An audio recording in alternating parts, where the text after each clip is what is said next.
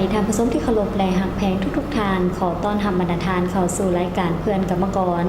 มาพบกันมื้อนี้ก็อยู่ในท่ามกลางบรรยากาศที่สมาชิกกรรมบาลกรรมกรและผู้ออกแรงงานพร้อมออกแข่งขันกันจัดตั้งปฏิบัติหน้าที่ของตนสร้างขบวนการคำนับทับต้นกองประชุมเปิดกว้างพบคณะบริหารงานศูนย์กลางสหพันธ์กรรมบาลลาวครั้งที่4สมัยที่7ที่จะได้จัดขึ้นในท้ายเดือนตุลาคม2018นี้และยาทำอีกจะนำเสนอเนื่องในกฎหมายว่าด้วยกรรมบาลลาวมาตรา39การคุ้มครองและนำใช้เงินบำรุงของสมาชิกกรรมบาลและมาตรา40กองทุนช่วยเหลือซึ่งกันและกันต่อไปในรายละเอียดมาตรา39การคุ้มครองและนำใช้เงินบำรุงของสมาชิกกรรมบาลการคุ้มครองและการนำใช้เงินบำรุงให้ปฏิบัติตามกฎระเบียบของสหพันธ์กรรมบาลลาวมาตรา40กองทุนช่วยเหลือซึ่งกันและกันกองทุนช่วยเหลือซึ่งกันและกันแม่นการประกอบทุนร้อนของสมาชิกกองทุนเพื่อช่วยเหลือซึ่งกันและกันในเวลาเจ็บเป็นหรือพบความยุ่งยากการคุ้มครองและการนำใช้กองทุนช่วยเหลือซึ่งกันและกันได้กำหนดไว้ในระเบียบการต่างหาก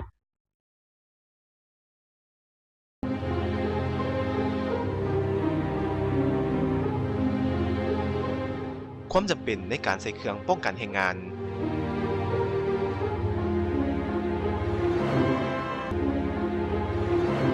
การออกแรงงานที่ปลอดภัยต้องใส่เครื่องป้องกันแรงงานทุกครั้ง การออกแรงงานที่บ่ใส่เครื่องป้องกันแรงงานอาจก่อให้เกิดอุบัติเหตุและพยาธิอาชีพตามมาด้วยความห่วงใยจากศูนย์กลางสหพันธ์กรรมบาลลาวศูนย์กลางสหพันธ์กรรมบาลลาวมีเบอร์สายด่วนให้คำปรึกษาทางด้านแรงงานให้แก่กรรมกรผู้ออกแรงงานและผู้ใช้แรงงานโดยบ่เสียค่าผ่านโทรศัพท์หมายเลข1512ท่านสามารถปรึกษาและสอบถามข้อมูลเพิ่มเติมได้ในวันจันทร์หาวันศุกร์หรือจะเข้ามาห้องการศูนย์กลางสหพันธ์กรรมบาลลาวสหพันธ์กรรมบาลแขวงสหพันธ์กรรมบาลเมืองในวันและเวลาราชการ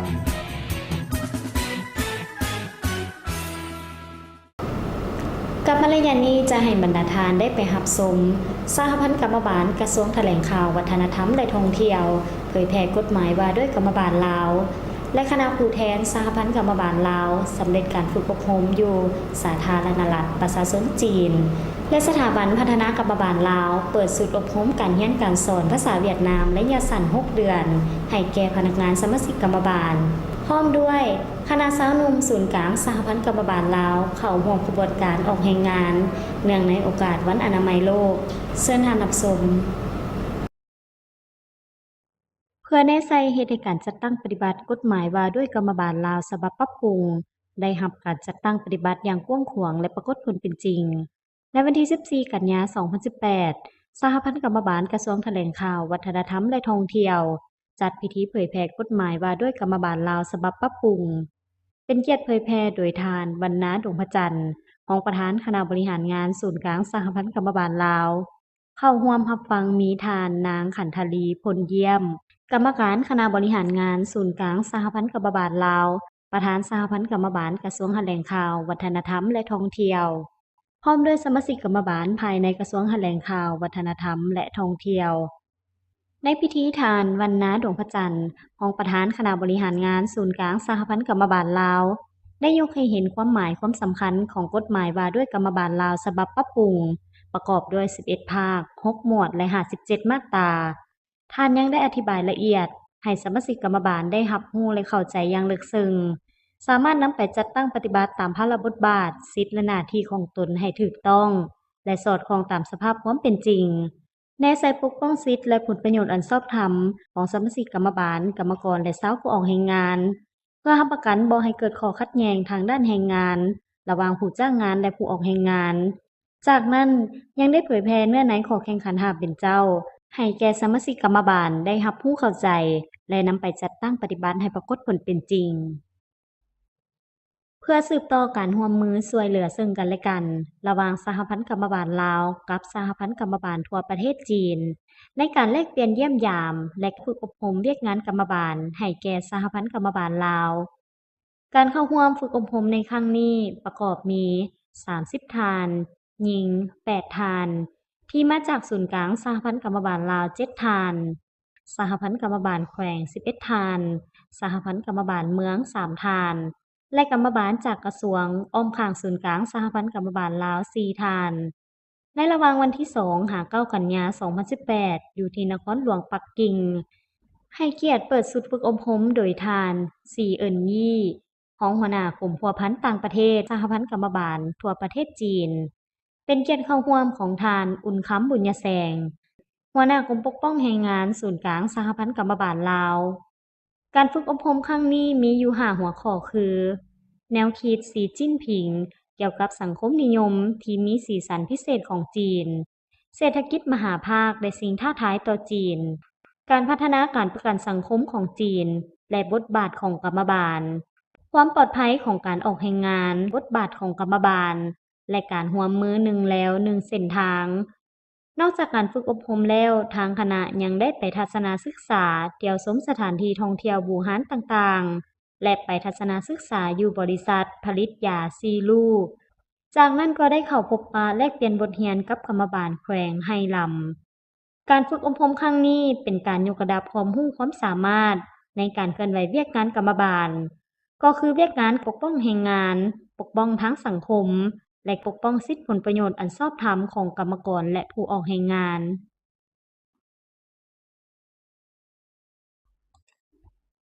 สถาบันพัฒนากรรมบาลลาวเปิดศูนย์อบรมภาษาเวียดนามระยะสั้น6 เดือนสุดที่15ขึ้นในวันที่18กันยายน2018โดยการเข้าร่วมของทานสมลึกสุวรรณสาร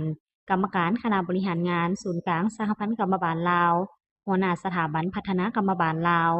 มีบรรดาห้องกลมอาจารย์สอนและสัมมนกรอ้อมข้างศูนย์กลางเข้าร่วมในพิธีทานเวียงคูนประภัสสลางหัวหน้าแผนกจัดตั้งบริหารสถาบันพัฒนากรรมบาลลาวได้ขึ้นผ่านกฎระเบียบการฝึกอบรมภาษาเวียดนามและจุดประสงค์เพื่อยกระดับความรู้ความสามารถด้านภาษาเวียดนามให้แก่พนักงานวิชาการสมาชิกกรรมบาลอ้อมข้างศูนย์กลางได้เรียนรู้เขียนอ่านและสนทนาภาษาเวียดนามหลายขึ้นเป็นการสร้างบุคลากรก็คือสมาชิกกรรมบาลให้มีความรู้ความสามารถด้านภาษาต่างประเทศนำใช้เข้าในการปฏิบัติเวียกงานของเขตต่างๆอาจารย์ที่มาซิดสอนแม้นได้รับการสนับสนุนจากสถานทูตสาธารณรัฐสังคมนิยมเวียดนามประจำสาธารณรัฐประชาธิปไตยประชาชนลาวเพื่อสร้างกระบวนการให้แก่วันอนามัยโลกวันที่15กันยายน2018นี้คณะสาวหนุ่มศูนย์กลางสหพันธ์กรรมบาลลาวร่วมกับศูนย์กลางสาวหนุ่มประชาชนปฏิบัติลาวคณะสาวหนุ่มบรรดากระทรวงองค์การสถาบันอ้อมข้างศูนย์กลางและนครหลวงเวียงจันทน์สหพันธ์แม่หญิงนครหลวงเวียงจันทน์ห้องการคุ้มครองบริหารตัวเมืองนครหลวงเวียงจันทน์โครงการเวียงจันทน์สีเขียวต่างหน้าองค์การจัดตั้งสากลพร้อมด้วยพ่อแม่ประชาชนเข้าร่วมกิจกรรมอนามัยได้กำหนดเอา4จุดใหญ่ในนครหลวงเวียงจันทน์คือเส้นทาง450ปีเส้นทางหนองบัวทองหนองบึกเส้นทางดอนก้อยดอนนกคุ้มและเส้นทางเสียงดาหนองไฮกิจกรรมหลักแม่นเก็บขี้เหงื่อตามแคมทางตัดหญ้าเพื่อให้ขอบเขตแคมทางมีความสะอาดจบงามพร้อมทางเป็นการปลูกจิตสำนึกให้แก่สาวหนุ่มหันมาใส่ใจการรักษาความสะอาดหลายขึ้นเปลี่ยนพฤติกรรมของสาวหนุ่มยุคใหม่และคนในสังคมที่ทิ่มขี้เหงื่อซาซายมาเป็นผู้มีส่วนร่วมในการรับผิดชอบต่อขี้เหงื่อที่จะทิ่มคิดก่อนทิ่มให้ถึกบอนเพื่อให้นครหลวงเวียงจันทน์มีความสะอาดสวยงามต้อนรับแขกทางภายในและต่างประเทศที่มาท่องเที่ยวพอปีนี้แม่นปีท่องเที่ยวลาวปี2018ที่ท่านได้รับชมผ่านไปนั่นก็เป็นการเคลื่อนไหวเวียกงานของสหพันธ์กรรมบาลลาวจำนวนหนึ่งต่อไปจะให้ทานได้ไปพักมวลซืนกับเสียงเพลงและสิ่งดีๆจากรายการกันก่อนระยะต่อไปจะให้ทานได้รับชมผลงานการเคลื่อนไหวกรรมบาลภาคฐานรัฐวิสาหกิจไฟฟ้าลาวสาขาแขวงหัวพันเชิญท่านติดตามรับชมได้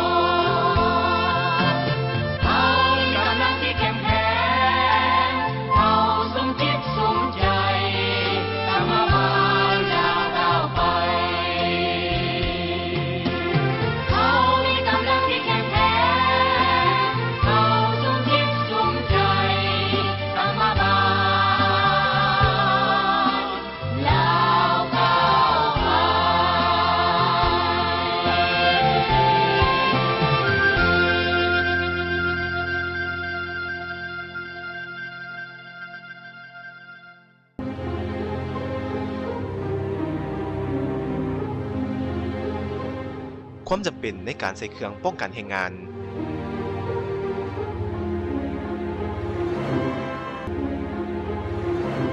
การออกแรงงานที่ปลอดภัยต้องใส่เครื่องป้องกันแรงงานทุกครั้งการออกแรงงานที่บ่ใส่เครื่องป้องกันแรงงานอาจก่อให้เกิดอุบัติเหตุและพยาธิอาชีพตามมาด้วยความห่วงใยจากศูนย์กลางสหพันธ์กรรมบาลลาว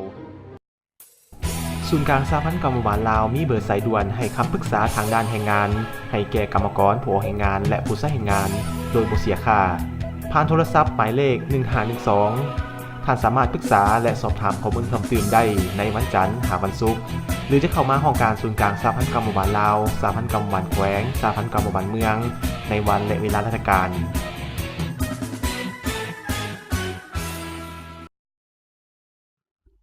กรรมบาลฮากฐานรัฐวิสาหกิจไฟฟ้าลาวสาขาแขวงหัวพันแม่นฮากฐานหนึ่งที่มีผลงานพ้นเด่นหลายด้านโดยเฉพาะแม่นได้ถือเอาเวียกงานศึกษาอบรมทางด้านการเมืองแนวคิดไปก่อนบัด91ให้แก่พนักงานสมาชิกกรรมบาลกรรมกรเฮ็ดให้มีแนวคิดอุ่นเอียนทุนเพียงมีความเห่าหันต่อหน้าที่เวียกงานมีความเชื่อมั่นต่อการชี้นำพาของคณะพรรคคณะอำนวยการซึ่งมันได้แสดงออกการจัดตั้งปฏิบัติบรรดาตัวเลขแผนการในรัฐวิสาหกิจของตนมีความสำเร็จและได้รับมรรคผลตามที่ได้กำหนดไว้คณะกรรมบาลฮากฐานรัฐวิสาหกิจไฟฟ้าลาวสาขาแขวงหัวพันประกอบมี3สหายมี7หน่วยที่เป็นกำลังแรงในการเคลื่อนไหวเวียกงานกรรมบาลโดยติดพันกับเวียกงานวิสาเฉพาะกรรมบาลฮากฐานรัฐวิสาหกิจไฟฟ้าลาวสาขาแขวงหัวพันได้เอาใจใส่เวียกงานปกป้องสิทธิผลประโยชน์อันชอบธรรมต่อสมาชิกกรรมบาลกรรมกรก็คือการปฏิบัตินโยบายต่างๆอย่างทั่วถึงเป็นเจ้าการเต้าโฮมพ้นสามัคคีภายในอย่างกว้างขวางได้ประกอบส่วนเข้าในขบวนการต่างๆของแขวงเมืองก็คือรัฐวิสาหกิจไฟฟ้าลาวสาขาแขวงหัวพันเป็นต้นแม่นขบวนการกีฬาออกแรงงานสร้างขบวนการหารายได้เข้าคลังเซ็นรับเหมาตัดต้นไม้ออกแล้วสายไฟรับเหมาติดตั้งระบบไฟฟ้ารับใช้กิจกรรมต่างๆเพื่อหาเงินเข้ากองทุนให้เติบใหญ่ขยายตัวปัจจุบันกองทุนช่วยเหลือซึ่งกันและกัน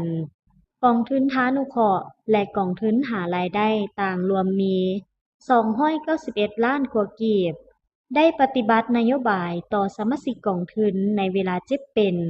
ตามระเบียบของกองทุนบางออกอย่างทั่วถึงได้เอาใจใส่ชี้นำให้บรรดาศูนย์บริการ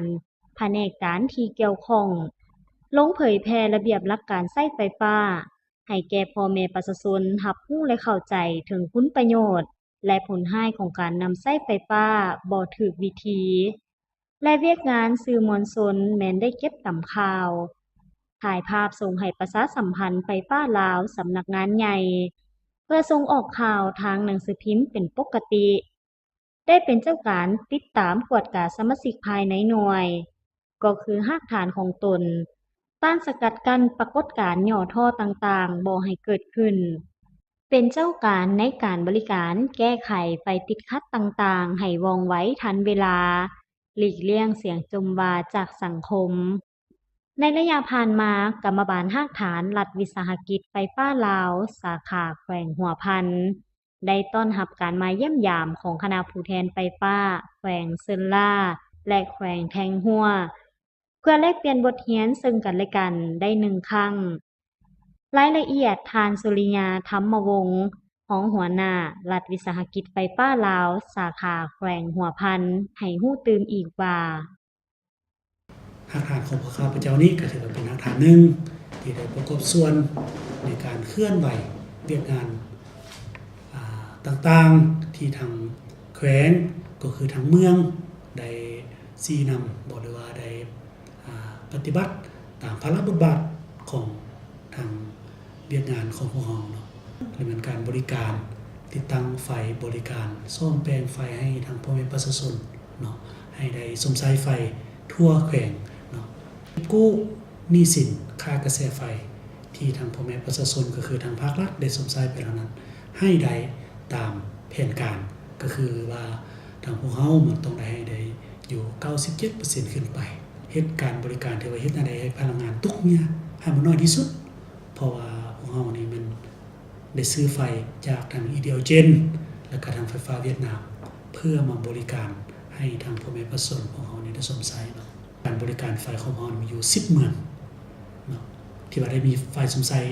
100% เมืองเนาะสำหรับบ้านก็แม่นว่าได้อยู่ประมาณมง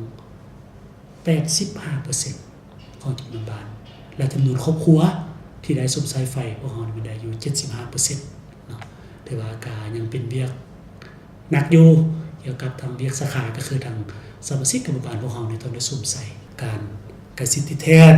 การให้ความสะดวกต่างๆโดยเฉพาะแม่นทางอำนาจการปกครองทางคณะภาคคณะสาขาก็คือทางสหพันธ์กรรมบาลแขวงนี่ได้ให้ความกสิทธิแทนชี้นำโดยกงจึงสามารถเฮ็ดให้ทางหากฐานพวกเรานี้มีความพ้นเด่นเนาะโดยที่ว่าได้เป็นหากฐานกรรมบาลนี้5เป็นเจ้านี้เป็นสมัยที่6ติดต่อกันว่าซั่นๆเนาะจากนั้นก็กระบวนการต่างๆของทางแขวงทางอย่างนี้แม่นทางหากฐานพวกเรามันได้ประกอบส่วนอย่างต่างหน้าว่าซั่นๆเนาะเป็นต้นก็คือการจัดงานเฉลิมฉลองหน่วยแก้วเนาะครบรอบ10 ปีเนาะพวกเราก็ได้ประกอบส่วนทางไอ้น้องพวกเรานี่แหละบริการฟืนไฟบ่ให้ขาดเนาะส้มเปมบ่ไหนไฟบ่หุ้งบ่หรือว่าประดับประดาอยู่บ่ไหนพวกเราก็ได้สวมใส่เนาะแล้วก็เฉลิมฉลองวันปลดปล่อยภาคีเนาะครบรอบ50 ปีพวกเราก็ได้ประกอบส่วนเนาะและในใกล้ๆนี้พวกเขาก็สิได้ประกอบส่วนอย่างตั้งหน้าแหละเข้าอยู่ในการเฉลิมฉลองวันเฉลิมฉลองเวียนใส่ครบรอบ50 ปีอยู่ในเดือน11นี้พวกเขาก็ได้คุ้นเคี้ยวเนาะ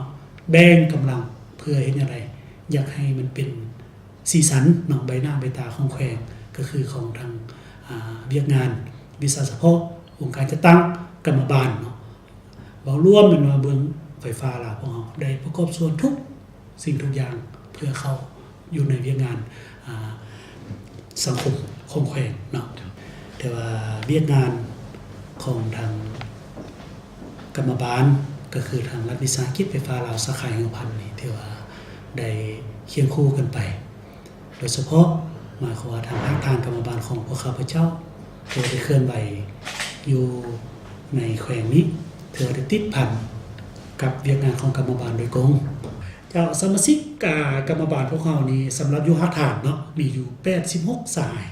อยู่ในตัวหน้านี้ทางพวกเขาทางหากฐานกรรมบาลนี่ก็สิได้อำนวยความสะดวกให้แก่บรรดาสายสมาชิกนี้ได้ยืมเนาะให้สมาชิกพวกเขานี่เฮ็ดจังไดเพื่อมาสร้างสาเศรษฐกิจครอบครัวเนาะให้มันดีขึ้นกว่าเก่าว่าซั่นๆเนาะแต่ว่ามาฮอดปัจจุบันนี้หมายความว่าทางสมาชิกกรรมบาลพวกเขานี่เดี๋ยวมีอยู่มีกินเนาะเดี๋ยวเป็นครอบครัวพัฒนา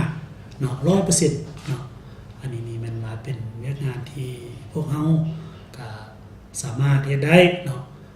และนอกจากนี้ทางสมาชิกกรรมบาลพวกเฮานี่ถือว่าก็ได้ซอกหาแรงไหลครับเนาะเข้ามาอยู่ในหากฐานอันนี้อยากบอกให้ทางสหพันธ์กรรมบาลรับทราบแต่ว่าก็ถือว่าเป็นรายรับที่น้อยแต่ว่ามันก็เป็นเงื่อนไขนึงที่ว่าเฮ็ดให้ทางองค์การจัดตั้งกรรมบาลของพวกเฮานี่ได้มีบาทกาวหรือว่าได้เคลื่อนไหวตามพระราชบทบาทของตนนี้ได้เต็มเม็ดเต็มหน่วยเนาะเป็นต้นว่าพวกเฮานี่ได้ซอกหาแรงไหลรับการตัดต้นไม้ออกจากเหลวสายส่งของไฟฟ้าเนาะอันนั้นนึงอันที่2นี่เป็นพวกเฮาก็ได้หักค่าแรงงานการติดตั้งมอเตอร์ไฟการซ่อมแปลงเบื้องไฟฟ้า